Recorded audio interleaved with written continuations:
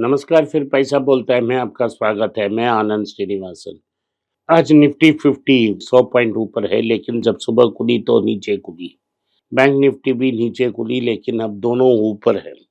ये 3 दिन से ऊपर है, लेकिन स्पेसिफिक स्टॉक्स को लेकर डोमेस्टिक इंस्टीट्यूशनल इन्वेस्टर्स खरीद रहे हैं। ओवरऑल मार्केट सेंटिमेंट बहुत वीक है, हम देखेंगे अभी क्या-क्या पोजीशंस हैं।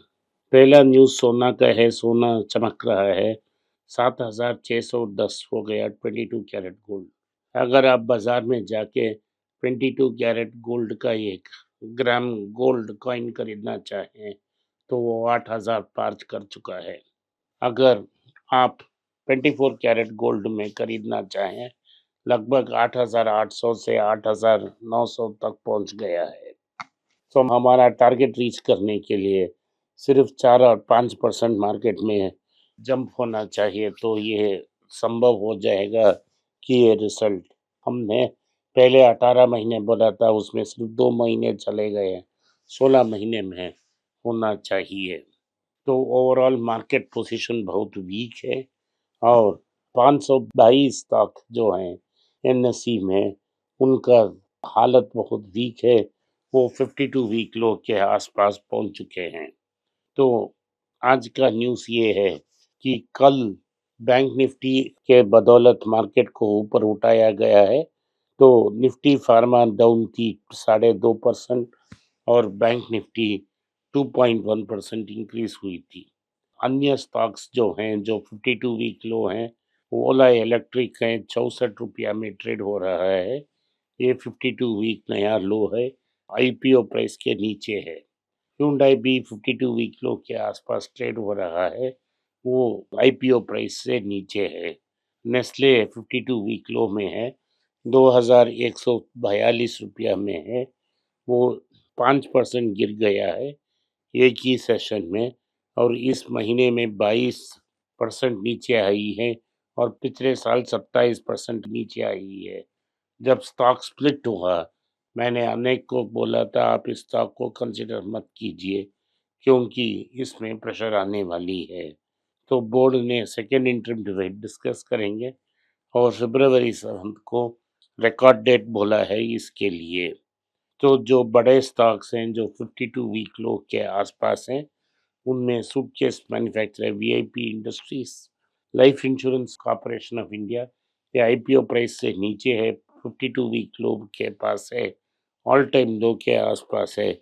इस स्टॉक को मैंने आपको कंसिडर करने के लिए नहीं बोला, आप अगर कंसिडर किए होते हैं आपका बड़ा नुकसान हो जाता। गेल इंडिया भी 52 वीक लो में है, गवर्नमेंट कंपनी है। भारत हेवी इलेक्ट्रिकल भी 52 वीक लो के पास है। Hyundai जैसे मैंने बताया 52 वीक लो है। कैस्ट्रॉल अभी बहुत एक्सपेंसिव है, वो भी 52 वीक के आसपास है। बाटा इंडिया भी 52 वीक के पास है, क्योंकि वो बहुत एक्सपेंसिव स्टॉक है, अभी इसे कंसिडर नहीं कर सकते। जीएमआर एयरपोर्ट तो लोन से ऋण से जूझ रहा है, अभी तक उनका कोई सॉल्यूशन नहीं निकला। टाटा मोटर्स इसीलिए 52 वीक लो में है, उन्होंने प्रॉफिट एस्टिमेट्स मिस किया, इसके बारे में मैं विस्तृत जानकारी दूंगा। पीवीआर आईएनऑक्स भी 52 वीक लो के पास है, ये तो एक डेड बिजनेस है, इस बिजनेस से रिकवर करने का कोई चांस ही नहीं है। अगर आपके इसके पास आपके पास है तो आप इसे कंसिडर मत कीजिए। स्विगी भी 52 वीक लो के आसपास ट्रेड हो रहा है, कल तो ट्रेडिंग में वो आईपीओ प्राइस से कम हो चुका है और नीचे आना चाहिए। ज़ोमैटो भी नीचे आएगी, जो क्यूआईपी उन्होंने डाला उससे अब 27% नीचे है। ये तो एक्टिव म्यूचुअल फंड्स का पैसा है, उन्होंने खरीदा है, उनको जवाब देना चाहिए कैसा उन्होंने किया। यूएस फेडरल रेट्स ने कल मीट किया, उन्होंने अनाउंस किया कि वो रेट कट नहीं करेंगे, रेट कट को 4.25 से 4.5 तक ही रखेंगे, ये एक्सपेक्टेड है, क्योंकि वो ट्रम्प की पॉलिसीज़ को स्टडी कर रहे हैं, उसके बाद फैसला करेंगे क्या करने का है। अभी इंटरेस्ट रेट, इन्फ्लेशन रेट भी एलिवेटेड है, तो रेट कट करना बहुत मुश्किल काम है, तो उन्होंने रेट कट नहीं की।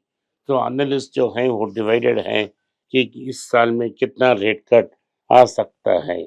व्हाइट हाउस ने बोल दिया है सारे अमेरिकन जो फेडरल रिजर्व के लिए काम कर रहे हैं, उनको वापस कंपनी में आना होगा, काम ज्वाइन करना होगा।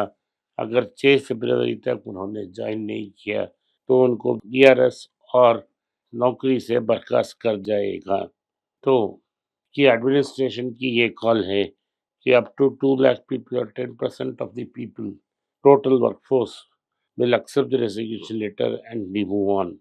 तो 54% of employee work fully online in MSME और जो 46% स्टाफ हैं वो हाइब्रिड अरेंजमेंट में काम करते हैं और 61% ऑफ द टाइम ऑफिस में स्पेंड कर रहे हैं। इसके अगेंस्ट ही ट्रम्प ने ये जो प्रीवियस नोटिफिकेशन मैंने दिया उसके अगेंस्ट उन्होंने काम किया। तो तमिलनाडु मर्केंटाइल बैंक का रिजल्ट आया, उनका नेट प्रॉफिट 300 करोड़ हो गया, 6% ऊपर गया। मैनेजिंग डायरेक्टर ने बताया वो काम कराते रहेंगे और उनकी जो स्पेशल स्टेटस है जहां वो आरबीआई में सुपरवाइज हो रही है, प्रमोटर्स का कोई रोल नहीं है मैनेजमेंट में, वो दोनों अपने आप में लड़ रहे हैं। तो केस जब डिसाइड होगा देखा जाएगा। लेकिन ये कंपनी तो स्ट्रेंथ पे चल रही है। सिर्फ बैंक ओनर्स की फाइट के कारण ये अभी आईपीओ से नीचे है। अगर आप लॉन्ग टर्म के लिए ट्रेड कर रहे हैं, इसको कंसिडर कर सकते हो। तो कंपनी अपने आप चल रही है, आरबीआई की सुपरविजन में चल रही है, एम्प्लॉइज का अच्छे हैं और ये मैनेजिंग डायरेक्टर को कंपनी ही बैंक की रिजर्व बैंक की अपॉइंट किया है।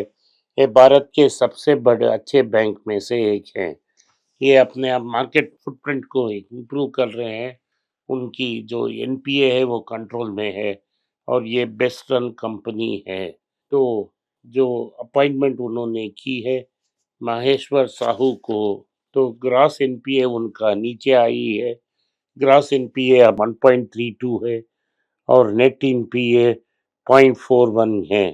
तो यही है ये। और ये कंपनी ऑरेकल, डेल और बजाज ब्रोकिंग के साथ स्पेशल टाई अप कर कर अपना पोजीशन को बेहतर कर रही है।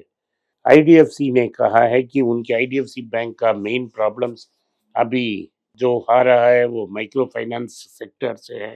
क्रेडिट कार्ड में उनका पेनिट्रेशन बहुत लो है और कुछ देर लगेगा, लेकिन gross NPA in credit cards 1.91 है, नेट एनपीए इज 5.53। तो जो स्ट्रेस देखा जा रहा है वो माइक्रो फाइनेंस सेक्टर में है और माइक्रो फाइनेंस सेक्टर में उनका एक्सपोजर वो कम करता जा रहे हैं। टाटा मोटर्स में पैसेंजर व्हीकल्स की सेल स्टेडी थी, कमर्शियल व्हीकल्स में ड्रॉप थी, लेकिन मार्केट रिजल्ट्स को मारने का एक ही कारण है।